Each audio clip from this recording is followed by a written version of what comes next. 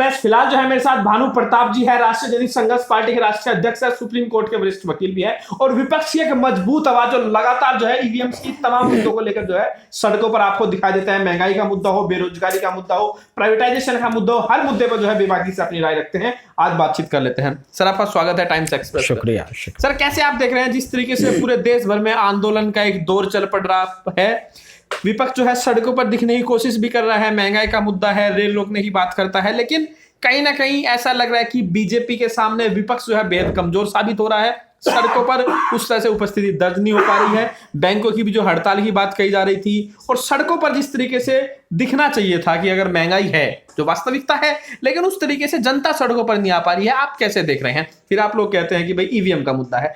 अगर जनता सड़कों पर नहीं है, अगर जनता विरोध नहीं करे, तो कैसे मान लेते हैं कि बीजेपी का लोग विरोध कर रहे हैं? नहीं, मैं समझता हूँ जनता विरोध करेगी, लेकिन ये एक वाकई में आप जो बात कर रहे हैं ये बात भी सच है, और विपक्ष को भी आत्ममंथन करने की जरूरत है कि क्या ऐसा वजह है, क्या ऐसे कारण है जिसकी वजह से वो इतनी मजबूती से जो आना चाहिए वो सड़क पे नहीं आ पा रहे और लोग उनके साथ नहीं आ रहे। अगर लोग उनके साथ नहीं आ रहे तो स्वाभाविक है कि लोगों को उन पर विश्वास नहीं है, लेकिन उनके अपने कार्यकर्ता हैं, अपनी टीम है, वो तो कुछ होगी ना, उनको तो दिखना चाहिए। अगर वो भी नहीं दिख रहे हैं तो निश्चित रूप से गंभीर स्थिति है। जहां तक रही बात हमारे ईवीएम के आंदोलन के विषय में, जैसा आप कह रहे हैं कि भाई जब जनता नहीं आएगी तो कैसे होगा, आंदोलन तो सड़कों पे होगा। यह सच है कि आंदोलन सड़कों पर होगा, लेकिन अरुण जी इस बार यह भी सच है कि जो हमने ईवीएम के आंदोलन की कॉल दी है और जिस तरह से आप लोगों के माध्यम से जो ईवीएम के संबंध में हम जो भी बातें बता रहे हैं वो लोगों तक पहुंच रही है। कितनी उम्मीद है? क्योंकि सर कई कॉल आ चुकी है। अभी जो है आपकी जो है 2 तारीख की आपकी कॉल है, उससे पहले देखा जा रहा है कि भारत बंद की कॉल थी, उस तरह से सर नहीं दिखा है। आपको कैसे उम्मीद है? नहीं, देखिए, हमने तो पहले बताया कि हमने जो बुलाया है, हमने एक मीटिंग बुलाई है।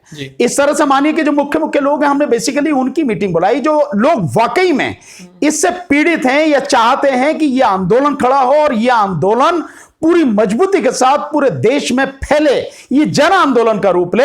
तो देश भर के जितने भी साथी हैं जो ईवीएम के विरोध में हैं, जो नहीं चाहते कि ईवीएम और वीवीपैट से चुनाव हो, जो चाहते हैं कि बैलेट पेपर से चुनाव हो, पूरे देश के लोग जो हैं वो सब यहां आ रहे हैं। कितने लोग आएंगे मैं नहीं कह सकता हूं, ये ओपन कॉल है हर पार्टी को, हर राजनीतिक पार्टी को, हर संगठन को, और राजनीतिक और सामाजिक सोच रखने वाले सामाजिक कार्यकर्ताओं को, हर व्यक्ति को ये कॉल है।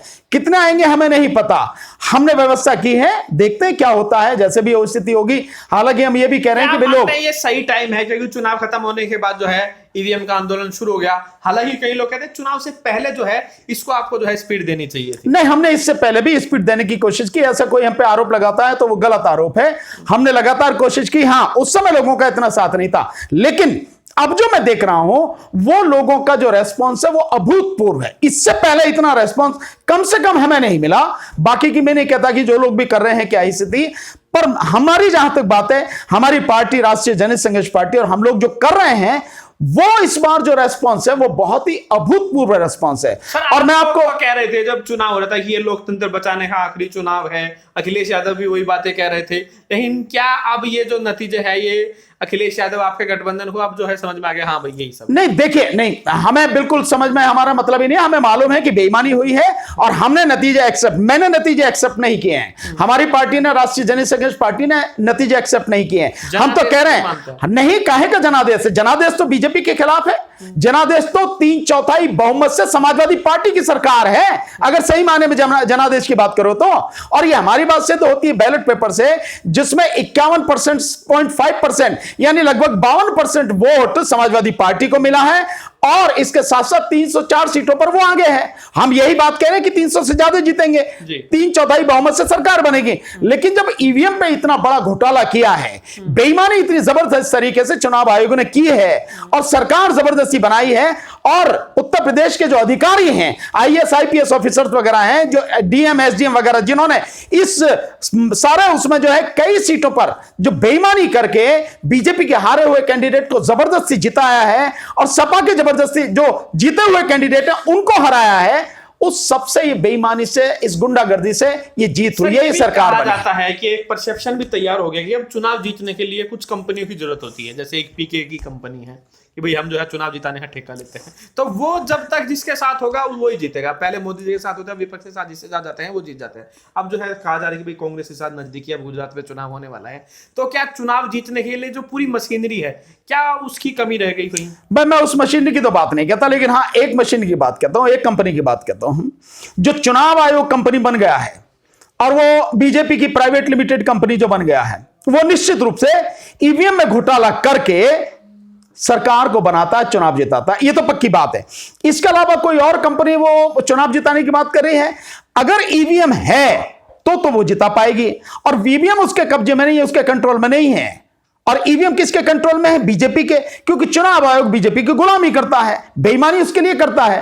तो उसके रहते कोई और व्यक्ति, किसी की कंपनी जो है किसी को चुनाव जिता देगी, ये संभव नहीं है। दूसरी बात, इन कंपनियों की जरूरत उनको पड़ती है जिनकी जनता में कोई फॉलोइंग नहीं रह गई, जनता में कोई पकड़ नहीं रह गई, जो जनता के मन से उतर चुके हैं और जो इस राजनीति को धंधा बना रहे हैं, उनकी बात है।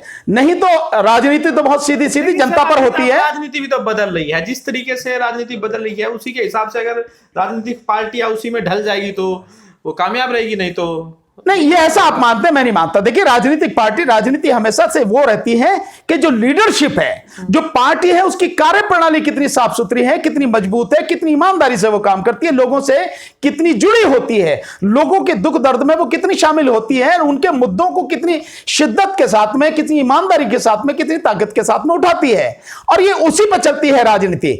अगर किसी के पास ये नहीं है और वो कंपनियों को ढूंढता है, तो भाई वो उसको नजर आता होगा कि कंपनी जिता देगी। लेकिन मैं फिर भी ये कहता हूं, ईवीएम जब तक है, जब तक बीजेपी को कोई नहीं हरा सकता, और ईवीएम नहीं जिस दिन रहेगी उस दिन बीजेपी का सुपड़ा साफ हो जाएगा, और ये जो कंपनियां हैं, इनकी कंपनियां भी जो कि तो धरी रह जाएंगी, इनके पास कुछ नहीं है, सब केवल ड्रामा है, नौटंकी और कुछ आप ये जो एमसीडी में, दिल्ली का एमसीडी है जो चुनाव टाला गया है, कहा जा रहा है 2 से 3 साल लग सकता है, यूनिफिकेशन होगा, फिर से जो है जो वार्ड है उसका डिस्ट्रीब्यूशन होगा, उनको घटाया जा रहा है, इस फैसले को आप कैसे देख रहे हैं? केंद्र सरकार की तरफ से अब जब चुनाव होने वाला था, अब जो है बिल लेकर आई है, इसको आप कैसे समझ रहे हैं? यूनिफिकेशन जो सरकार करी है, क्या इससे अच्छा होगा? क्योंकि ये भी कहा जा रहा है कि अब जो है सीधा केंद्र के अंडर जो है एमसीडी होगी।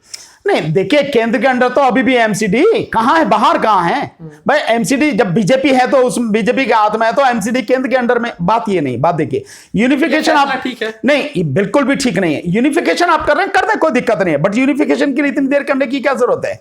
आपको 3 नाम हटा के पहले की तरह एक ही तो करना है। जैसे पहले था जो एमसीडी थी, म्युनिसिपल कॉर्पोरेशन ऑफ दिल्ली, उसमें ईस्ट, नॉर्थ और साउथ नहीं था, तो ईस्ट, नॉर्थ, साउथ आपको हटाना, सबको इकट्ठा करना है, तो जरा सी देर का काम है। बात ये नहीं है, बात कुछ और है। जो चुनाव ये 2-3 साल की बात कर रहे हैं बीजेपी, इसकी नीयत में खोट है। मेरी जानकारी जहां तक है, वो जानकारी ये है कि इस यहां जो विधानसभा है, दिल्ली की विधानसभा, इस विधानसभा को खत्म किया जाएगा, और इसकी जगह पे जो पहले एमसीडी जिस तरह से होती थी, कॉर्पोरेशन होती थी, उसी की तरह से ये कॉर्पोरेशन, यहां पे मेयर का जो है वो व्यवस्था की जाएगी पुरानी की तरह। हाँ बिल्कुल, और उसके बाद में वो टोटली सेंटर के हाथ में रहेगी। तो आज जो विधानसभा की वजह से जो दिक्कतें उसको आ रही हैं, बीजेपी को जो दिक्कतें आ रही हैं कि विधानसभा आए तो दिक्कत हो रही है उसको, वो सारी दिक्कतें खत्म करने के लिए और पूरी तरह से अपने कंट्रोल में लेने के लिए वो पुरानी व्यवस्था, जो आप कभी नाम सुनते होंगे, दिल्ली में एक कॉर्पोरेट हुआ करते थे ब्रह्म सिंह वगैरह कुछ करके, इस तरह से ब्रह्म प्रकाश वगैरह कुछ ऐसा नाम था उनका, मुझे एग्जैक्ट नहीं पर ऐसा है कुछ नाम था। तो उस जमाने में जो एमसीडी थी, उसी तरह का करके पूरी तरह से इसको अपने हाथ में केंद्र सरकार लेगी। मेरी जानकारी है जो वहां पे भी आम आदमी पार्टी आरोप लगा रही है कि केंद्र की सरकार जो है कब्जा करने की कोशिश कर रही है। नहीं देखिए, मुझे इसके विषय में ज्यादा जानकारी नहीं है, पर इतना मैं कह सकता हूं, अगर वहां पे कुछ हो रहा, अधिकारी है वो सब केंद्र के अंडर में, वहां पे जो भी देखिए, वैसे यूनियन टेरिटरी है वो यूनियन टेरिटरी है। तो यूनियन टेरिटरी यानी केंद्र शासित प्रदेश है, तो केंद्र शासित प्रदेश चंडीगढ़ में जितना भी वो इलाका है, जितना सेंटर के उसमें आता। लेकिन बात यह है कि वहां पर हाई कोर्ट जो है वो केवल चंडीगढ़ की नहीं, वो हाई कोर्ट तो पंजाब की भी, हरियाणा की भी, तो हाई कोर्ट भी है वहां पर, तब उसका क्या करेंगे? और इसके अलावा वहां पर हाई कोर्ट जो है वो हरियाणा की भी हाई कोर्ट है, और इसके अलावा वहां पर जो विधानसभा है वो हरियाणा की भी विधानसभा है और पंजाब की भी विधानसभा है। तो अगर चंडीगढ़ को वो लेना चाहते हैं तो फिर उसी तरह से राजधानी देनी पड़ेगी ना, पंजाब को अलग देनी पड़ेगी और इसको हरियाणा को अलग देनी पड़ेगी। ठीक इसी तरह से फिर इनको इनकी हाई कोर्ट भी देनी पड़ेगी। तो आप दीजिए ना, और केंद्र क्या करेगा भाई? चंडीगढ़ को जैसे भी उसका बंटवारा करना है, जो भी कुछ करना है, उस हिसाब से कोई बात की जाए तो उसका कोई अर्थ है। हाँ। लेकिन जो चीजें की जा रही हैं और ये मुद्दे जरूरी मुद्दे हैं नहीं, गैर जरूरी है? बिल्कुल भी ये जरूरी मुद्दे नहीं है, ये गैर जरूरी मुद्दे हैं। और मुझे इसमें एक गहरी साजिश नजर आती है, ये उछाला जा रहा है ताकि वहां पर आम आदमी पार्टी मजबूत हो सके। और लोग नहीं वो सरकार तो ईवीएम से बनी हुई सरकार है, हमें मालूम है। आरएसएस के गेम प्लान है जिसकी वजह से उन्होंने ये किया है, क्योंकि वो केजरीवाल और जो अभी आम आदमी पार्टी है वो भी आरएसएस की ही टीम है, बीजेपी की भी टीम है। तो वो ये चाह रहे हैं कि आने वाले समय में जो 2024 का चुनाव हो, मुख्य विपक्ष की पार्टी के रूप में आम आदमी पार्टी दिखे, तो ताकि जो पक्ष में और विपक्ष में दोनों जो है ना, वो चीजें जो है वो आरएसएस के हाथ में रहे। बीजेपी चाहे पक्ष में हो या विपक्ष में, वो उसकी नीति के तहत सारा काम हो रहा है। जो विचारधारा केजरीवाल जी ने बता दिया कि हमारी विचारधारा के जो 3 स्तंभ है, कट्टर देश प्रेम, कट्टर ईमानदारी और इंसानियत। ईमानदारी, देश प्रेम, कट्टर देश प्रेम, इंसानियत। आम आदमी पार्टी की इंसानियत, आम आदमी पार्टी की इंसानियत दिखाती है कि वोट तो लेते हैं दूसरों से, गरीबों से, और जब उनको बनाना होता है एमपी राज्यसभा में तो उन्हें बनिए नजर आएंगे, उन्हें ब्राह्मण नजर आएंगे, उन्हें ठाकुर नजर आएंगे। मतलब ये है उनकी स्थिति, ये है आम आदमी की। यानी कि धर्म जाति नहीं देखते, धर्म जाति देख के तो सारी हो रही है, दुकानदारी चल रही है। सबको मालूम नहीं है क्या? पंजाब में से 5 आदमी उन्होंने भेजे हैं राज्यसभा के लिए। कौन है? पांचों के पांचों सवर्ण हैं, पांचों के पांचों। और उनसे ले बनाते ना एक मुसलमान को, बनाते ना एक दलित को, बनाया ना। राजनीति तो दिल्ली यूपी बिहार की राजनीति, यार यूपी बिहार की राजनीति, यानी कि आप जो मन में आओ कर दो, वो सब हमें मालूम है। और ईमानदारी, केजरीवाल की ईमानदारी, केजरीवाल ने पिछले 5 साल में दिल्ली में जो इनकी 5 साल की सरकार चली, उसमें 20,262 करोड़ रुपया एससी सब प्लान यानी शेड्यूल कास्ट सब प्लान यानी शेड्यूल कास्ट के लोगों की बेहतरी के लिए जो पैसा है वो एलोकेट किया 5 साल में। लगाया कितना? 4,000 करोड़। 16,000 करोड़ रुपया कहां गया, कहां खा गया, उसका हिसाब नहीं है। बाबा साहब के नाम पे ही तो नौटंकी हो रही है, लेकिन लोग समझ रहे हैं। बाबा साहब का फोटो लगा लिया, आप भगत सिंह जी का फोटो लगा लिया, फोटो लगाएंगे बाबा साहब का, फोटो लगाएंगे भगत सिंह जी का, और एमपी बना के भेजेंगे राज्यसभा में सवर्णों को। यही है ना उनका काम। और इसी के अलावा बाबा साहब के नाम पर यहां जो नाटक दिखाएंगे, यहां नौटंकी करेंगे, लेकिन उसी बाबा साहब ने जिस समाज के लिए काम किया, उस समाज का जो हक है उसे लूट के खा जाएंगे जी। क्यों नहीं है वो 16,000 करोड़ का हिसाब देता कि कहां पे है वो? इसके लिए दिल्ली हाई कोर्ट में एक रिट भी फाइल हुई जिसमें पूरी आरटीआई से इंफॉर्मेशन है, ये दिल्ली सरकार के विभाग नहीं दी है ये इंफॉर्मेशन, उसके आधार पर पिटीशन फाइल है। ईमानदार, बेईमान आदमी है सारे के सारे। इसकी क्या बात ईमानदारी की बात कर रहे हो हर चीज में? अब मैं आपसे, सरकार जो केंद्र सरकार है वो हमारे पीछे पड़ी हुई है। कई बार जो है जो केंद्रीय एजेंसी उनको भेजते हैं, उन्हें कुछ मिलता नहीं है, 2-3 मफलर मिलते हैं, वो ले गए। ये नौटंकी है उनकी और कुछ नहीं है। आपस में दोनों मिले हुए हैं, काहे की नौटंकी कर रहे हैं। और दूसरी ओर मैं बता दूं, आप देख रहे होंगे कट्टर देशभक्ति झंडे लगाने से होती है क्या? दिल्ली में 75 झंडे लगाए हैं, और मेरी इंफॉर्मेशन ये है, जैसा लोग बता रहे हैं कि 4.5 करोड़ में एक झंडा लगाया गया। सवाल है 4.5 करोड़। जवाब दीजिएगा। पहले जो है इस तरह से नहीं होता, तो क्या पहले लोग कम देशभक्त थे क्या जब इस तरह की चीजें नहीं होती थी? इनसे पूछना नहीं था, नहीं इसी से पूछना चाहिए। ये झंडे लगा के और ये फोटो लगा के और ये हल्ला मचा के, ये जो सारे के सारे जो है वो करते हैं, नौटंकी दिखाते हैं, देशभक्ति दिखाते हैं, ये सिर्फ झूठ है और इसके अलावा कुछ नहीं है। देशभक्ति के लिए इन सब चीजों की करने की जरूरत नहीं है। और जो ये केजरीवाल बाबा साहब डॉक्टर अंबेडकर फोटो लगा रहा है, बाबा साहब डॉक्टर अंबेडकर का, और जो बाबा साहब डॉक्टर अंबेडकर के नाम पे नाटक कर रहा है, जानता भी है बाबा साहब को, पढ़ा भी है कभी उसने? जानता है वो? एक तरफ जो मतलब जो वो काम कर रहा है वो नियत नहीं है बेईमान। तो आपको बता दिया, आपको पूरा सारा उसका चिट्ठा बता दिया। इससे बड़ी बेईमानी क्या होगी? जिस समाज की आप वोट ले रहे हो, जिस समाज को आप जो कह रहे हो कि बाबा साहब को मानते हैं, उस समाज के 16,000 करोड़ रुपए आप खा गए, उसका जवाब नहीं आपके पास में। यह ईमानदारी है, इसको ईमानदारी बोलते हैं। सब वो छटे हुए सब एक, आप जानते हैं सारी चीजें। सर आप कह रहे कि वो सब एक सब मिले हुए हैं, वही बात केजरीवाल वाली। लेकिन जो बीजेपी आप कह रहे कि वो भी जो है समाज के लिए सही नहीं है, कांग्रेस आप, तो ऑप्शन क्या है? ऑप्शन देखिए, ऑप्शन एक नया एक गठबंधन या नया संगठन, नए लोगों को आने की जरूरत है। राजनीति में मैं बार बार कहता हूं, जो पढ़े लिखे लोग हैं, जो समझदार लोग हैं, जो योग्य लोग हैं, जो ईमानदार लोग हैं, जो मेहनतकश लोग हैं, उन लोगों को राजनीति में आना पड़ेगा। वो लोग जिस तरह से मेहनत करते हैं, नौजवान अपनी नौकरी के लिए, सर्विस के लिए करते हैं, उन लोगों को उस सारी चीज पर इतना ध्यान ना देके उन्हें इधर भी आना चाहिए, राजनीति में भी आना चाहिए। राजनीति में जितनी मेहनत वहां करते हैं, अगर राजनीति में करेंगे तो बहुत कुछ हासिल कर सकेंगे और इस देश में से गंदगी साफ हो सकेगी। अफसोस कि अभी राजनीति को उन्होंने अपना एक पैशन नहीं बनाया। जिस दिन राजनीति को पैशन बनाएंगे उस दिन ये गंदगी साफ होगी, और आज नहीं तो कल अच्छे लोगों को इसमें आना ही पड़ेगा। सब कुछ राजनीति से ही होता है। मोदी जी के सामने आज देश में कोई ऐसा नेता है जो चुनौती दे सकता है 2024 में? जिस तरीके से लगातार जो है एक छवि बनाई गई मोदी जी की, सामने कोई टिकता नहीं दिखाई दे। मोदी जी की क्या छवि है? मोदी की झूठ पे आधारित छवि। हम है ना मोदी को टक्कर देने के लिए, हम है ना। बोलो किस प्लेटफॉर्म पे आता है मोदी? हम कह रहे हैं ना, चुनौती दे रहे हैं, हर प्लेटफॉर्म पे मोदी को चुनौती दे रहे हैं, हर बात पे चुनौती दे रहे हैं। कराना आगे हमसे सेमिनार करे, करें आगे हमसे, जो शास्त्रार्थ जिसको बोलते हैं, कराना हमसे आगे, बताए कहां चलना है। हम अनपढ़ आदमी जो है उसको देश ने जो मतलब कि ईवीएम से लूट करके जो है वो आदमी बन गया प्राइम मिनिस्टर और पूरी तरह से कब्जा। आज उसकी रेपुटेशन क्या है? क्या है मोदी की लोकप्रियता? जीरो है आज की तारीख में। इसीलिए तो मैं कह रहा हूं आपको, दिखा रहा है नंबर 1। मीडिया, किस मीडिया की बात कर रहे हो जो गुलामी करता है, जो तलवे चाटता है? मीडिया रहा कहां? मीडिया कहां रहा? मीडिया तो आप हैं। वो मीडिया खत्म हो गया, उसका तो नाम भी लेना बेकार है। संग्रहालय है, नाम बदलकर जो है अब प्रधानमंत्री के नाम पर रख दिया गया। बहुत बढ़िया, बिल्कुल। और कुछ और भी सब कुछ एक साथ ही कर दो ना सारा। एक एक झटके क्यों करते हो? पीएम संग्रहालय, पीएम का क्या उसमें? पीएम का है क्या? लेकिन उसे भी, क्योंकि वो है ना स्वार्थ, बिल्कुल अपनी प्रशंसा, मेरी प्रशंसा, तो सब कुछ, हर चीज पीएम के नाम से, हर योजना जो भी हो पीएम के नाम से, हर संग्रहालय, पूरा सब कुछ पीएम के नाम से। ये है कि वो व्यक्ति अपनी प्रशंसा चाहता है, अपने आप को नंबर 1 पे दिखाना चाहता है, अपने आप को चाहता है कि सर्व जगह मैं दिखाई दूं, मैं जो कहता है ना अहम ब्रह्मास्मि। लेकिन व्यक्ति को जो है ना इस नेचर से डरना चाहिए। सर एक मेरा आखिरी सवाल आपसे है, किस तरह से आप देख रहे हैं? आप पूरे यूपी चुनाव में रहे, प्रचार प्रसार में आप रहे थे, पूरे प्रदेश में आप घूमे, आपको क्या लग रहा है जिस तरीके से नतीजे आए? डिप्टी सीएम जो है केशव प्रसाद मौर्य वो हार गए।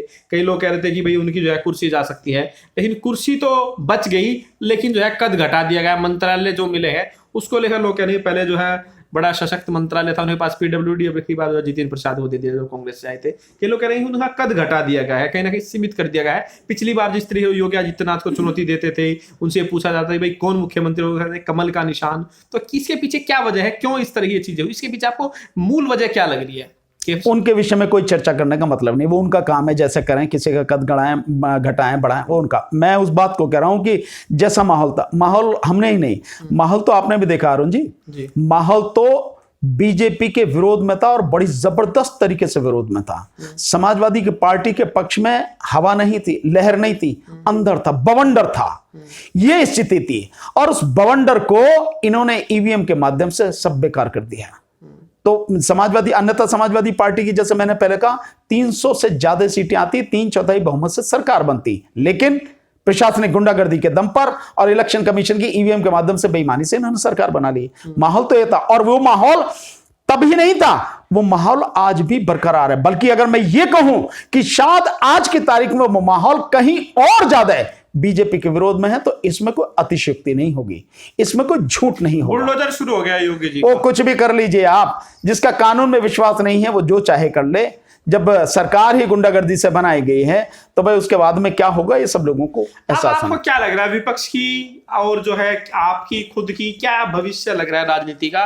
क्योंकि अब 2024 में चुनाव है, गुजरात में चुनाव होने वाला है, एक पार्टी है बीटीपी, ट्राइबल पार्टी है, आपके साथ जाने की जो है संभावनाएं नजर आ रही है, लोग इस तरह बातें कर रहे हैं, मुलाकातें भी हुई है। क्या आपको लग रहा है बीजेपी को चुनौती दे सकती है गुजरात में आम आदमी पार्टी या कांग्रेस? क्या लग रहा है अभी जो 2-3 चुनाव होने वाले हैं? बीजेपी को चुनौती हम देंगे, होने वाला। हमें जो राजनीति से कहीं ज्यादा जो चिंता है वो देश की चिंता है, देश के बच्चों की चिंता है, देश के भविष्य की चिंता है। देखेंगे परिस्थिति क्या होगी। अभी तो हमारा सबसे जो ध्यान है इधर उधर कहीं नहीं, हमने अपना ध्यान भटका। हमारा ध्यान केवल और केवल इस ईवीएम नामक जो राक्षस है इसको कैसे खत्म किया जाए, हमारा सारा ध्यान उस पर है और इसी को लेकर हम आंदोलन खड़ा कर रहे हैं। लगातार ईवीएम के खिलाफ आंदोलन उठा रहे हैं, सारी बातें कह रहे हैं, लेकिन रास्ता नहीं बता रहे कैसे होगा। आपने एक सेमिनार किया, सड़क पर जो है आंदोलन किया, धरना प्रदर्शन किया, लेकिन उससे होगा क्या? कैसे हटेगी? अगर कोई प्रोसीजर क्या है इसके पीछे, कोई क्या आपका गुणा भाग क्या गणित है? प्रोसीजर दो ही है। हाँ, इसको या तो केंद्र सरकार खत्म कर सकती है। संसद में जो कानून है जन प्रतिनिधित्व कानून 1951, उसमें संशोधन करके जैसे ईवीएम लाई गई थी वैसे ही ईवीएम उसमें से हटाई जा सकती है। तो एक तो संसद को अधिकार है और दूसरा अधिकार है माननीय सर्वोच्च न्यायालय को, सुप्रीम कोर्ट को। तो ये दोनों कानूनी अधिकार हैं। लेकिन यहां से कैसे हो ये सब कुछ, ये अगर आप जिस तरह से सामान्य रूप से आप जाएंगे, कोई सुनने को तैयार नहीं है। केंद्र सरकार तो सुनेगी क्यों? क्योंकि उसके लिए तो जीतने का साधन ही ये एकमात्र है। तो इसको और किस तरह से जो है वो अपने कब्जे में कर सके, उसके लिए जो काम कर रही है वो ऑनलाइन वोटिंग का काम कर रही है, और इसके अलावा और भी एक दो चीजें वो कर रही है। तो उसके लिए वो कर रही है, जैसे वोटर आई कार्ड को इलेक्शन जो कार्ड है उसके साथ में जोड़ना, उसके ये जो चीजें कर रही है। लेकिन उससे अलग हटके इस सबको कैसे किया जा सकता है, वो है केवल और केवल जन आंदोलन। तो हमारी कोशिश है जनता को ये सारी चीजें बिल्कुल साफ साफ बताकर, समझाकर कि भैया ईवीएम से ये गड़बड़ी है जिसकी वजह से आपकी वोटें लूटी जा रही, जो आपका सबसे बड़ा संवैधानिक अधिकार है वो अधिकार लूट लिया जा रहा है। आप वोट दे रहे हैं की सरकार, आप क्या लग रहा है कि जनता के सामने इतनी आसानी से झुक जाएगी आंदोलन के सामने? क्योंकि बड़े बड़े आंदोलन के सामने सरकार नहीं झुकी। 56 इंची सरकार के दो तो झुकने के उदाहरण मैं बता देता हूं आपको पता लग जाएगी उसकी क्या औकात रही है 56 इंची सरकार की। एक तो सीए एनआरसी का जो वो लेके आए थे कानून, तो सीए एनआरसी का जो आंदोलन था उसने इतनी जबरदस्त तरीके से पूरे देश में वो आंदोलन चला कि सरकार ने कानून तो पास कर लिया, साइन भी हो गए राष्ट्रपति के, लेकिन सरकार की हिम्मत नहीं आज तक उसे लागू करने की। तो उसमें सरकार बैकफुट पे है। दूसरा, कृषि बिल आपने देखे, कृषि कानून जो थे उन कृषि कानूनों पर वही 56 इंची सरकार घुटनों पर आई और कानून वापस लिए। और मैंने कहा भी था, मैं फिर कह रहा हूं, अब ईवीएम हटेगी, यही 56 इंची सरकार घुटनों पर आएगी, नहीं तो इस देश के सुप्रीम कोर्ट को करना पड़ेगा। हमारा काम है लोगों को बताना, लोगों को जगाना, जन आंदोलन खड़ा करना और उन्हें बताना कि इस ईवीएम की वजह से किस तरह से आपके सबसे महत्वपूर्ण अधिकार को लूटा जा रहा है। भाई इसमें किसी को दिक्कत क्या है? भाई मैं जिस पार्टी जिस व्यक्ति को वोट दे रहा हूं वो साफ साफ प्रक्रिया नजर आनी चाहिए, बिल्कुल शीशे की तरह साफ, कि ये वोट मैंने दिया, ये वोट यहां से यहां गया और ये इसके खाते में गया, जो मेरा कैंडिडेट उसी के खाते में गिना जा रहा। बात खत्म हो गई। हम यही प्रक्रिया चाहते हैं, इसी के लिए हम सारी लड़ाई लड़े और मुझे विश्वास है कि जनता साथ खड़ी हो रही है और ये जन आंदोलन बनेगा, ईवीएम उखाड़ के फेंकी जाएगी और इसके साथ साथ बीजेपी का भी समापन होगा, निश्चित रूप से होगा। आप इसकी चिंता ना करें, आने वाले समय में हम ये सारी चीजें देखेंगे। हमें इस बात की चिंता नहीं कि राजनीति क्या होगी, हमें इस बात की चिंता है देश का क्या होगा, देश की जनता का क्या होगा, देश के जो नौजवान हैं उनके भविष्य का क्या होगा, इस देश में महिलाओं की जो स्थिति है वो कैसे बेहतर हो, उसका जो बाकी और सब लोग हैं वो एससी एसटी ओबीसी माइनॉरिटी, इन लोगों की जिंदगी कैसे बेहतर हो, इस देश में भाईचारा कैसे कामयाब हो, हम सब कैसे मिलकर रहें, देश कैसे तरक्की करे, लोगों को शिक्षा, स्वास्थ्य, रोजगार सब कुछ मिले। वो तो भीख है, वो तो दाना है। देखिए मछली को पकड़ने से पहले उसको दाना डाला जाता है और उसको चारा डाला जाता है, और जब चारे में वो फंस जाती है तो वो कांटा उसके गले में अटक जाता है। जिस दिन गले में अटक जाएगा उसी दिन मछली को बाहर खींच के काट के साफ कर दिया जाएगा। ये सिंपल सा इतना ही है। मछली का होता क्या है, मछली को चारा किस लिए डाला जाता है? मछली को इसीलिए डाला जाता है चारा, उसमें वो फंसे कांटे में और फिर उसे खींच लो और उसके बाद में उसे काट के और खा जाओ। यही होगा, जनता को यही सब कुछ हो रहा है, इसलिए चारा डाला जा रहा है। बिल्कुल। तो ये थे मेरे साथ भानु प्रताप जी, जिसने बात किया, साफ तौर से कहना है कि ईवीएम का जो आंदोलन है वो लगातार जारी है और ईवीएम को जो है एक दिन ये बैन करा कर ही रहेंगे। आपकी क्या राय है पूरे इंटरव्यू को लेकर हमें जरूर बताइए। वीडियो लाइक कीजिए, शेयर कीजिए, टाइम्स एक्सप्रेस को सब्सक्राइब कीजिए। चाबी गाड़ी की आपके पास? हाँ